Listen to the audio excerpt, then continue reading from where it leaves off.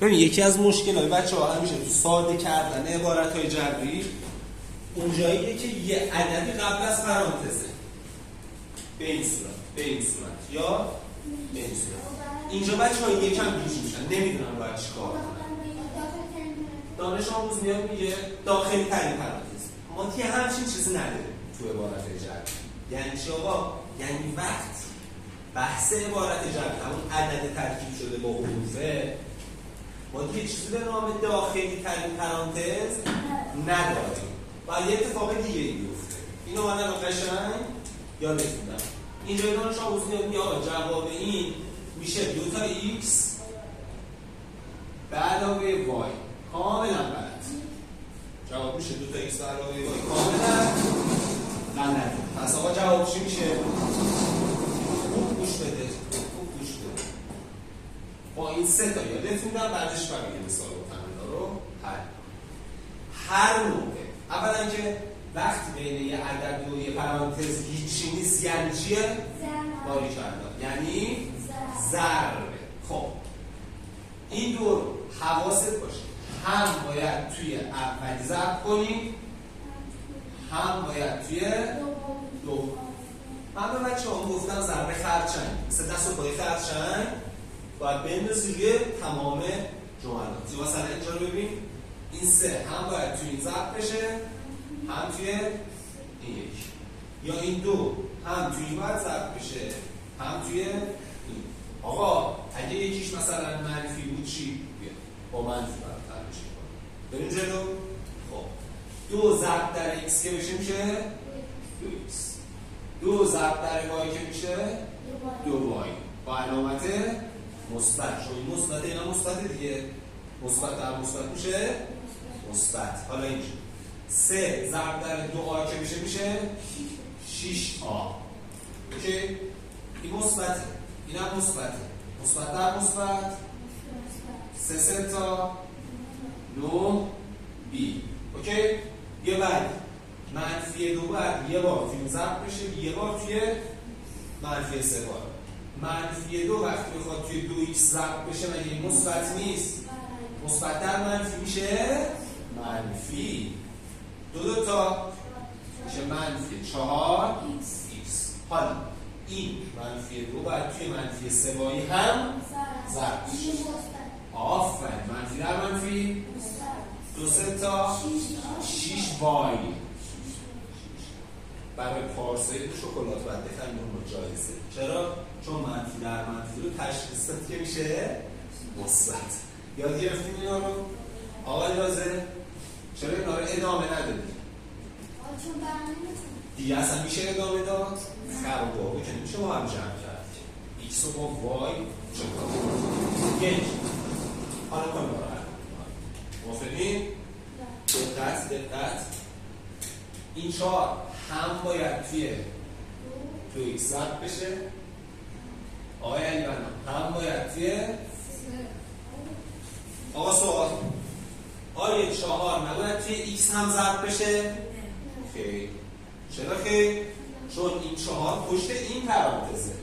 این 4 اصلا با این x کاری نداره. پس این میشه 4 2 تا 8x. 4 3 تا هم که خود 12 به علاوه یه به علاوه x هم که داشتیم. حواست باشید غالبا دانشون زیادشون میره اینو بنویسن. این x. حالا چه اتفاقی میفته؟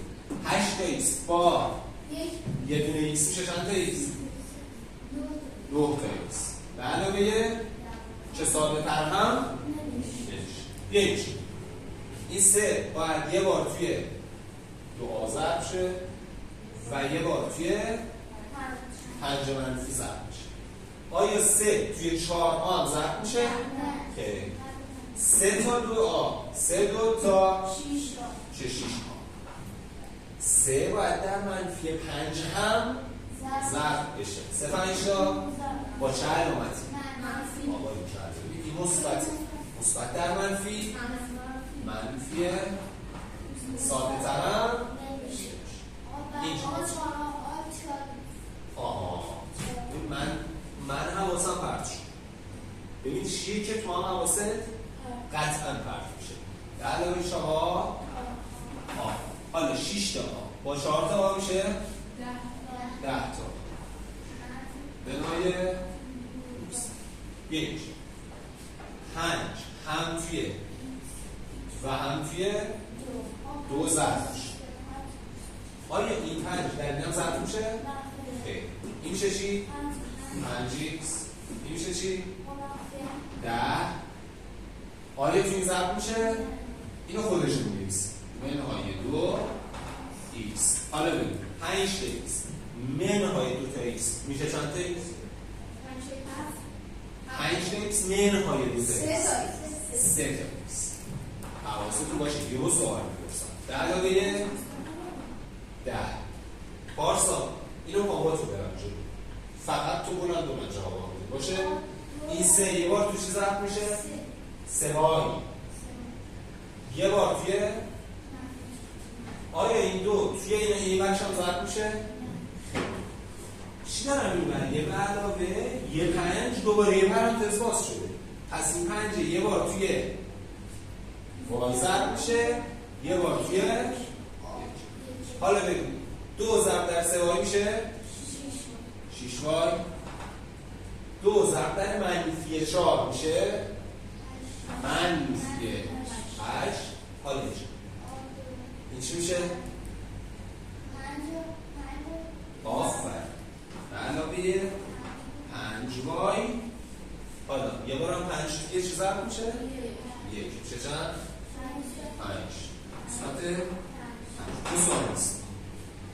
6 وای با 5 وای قابل جمع میشه چند؟ 11 وای. 8 تا گل خوردم پلیستیشن تصور کن. 5 تا گل زدم تفاضل گل چنده؟ منفی 3. این ساده تر میشه؟ خیلی بیا اینجا دوباره با ضرب کن. از رو تو جا کن. این 4 یه بار توی یه بار توی 2.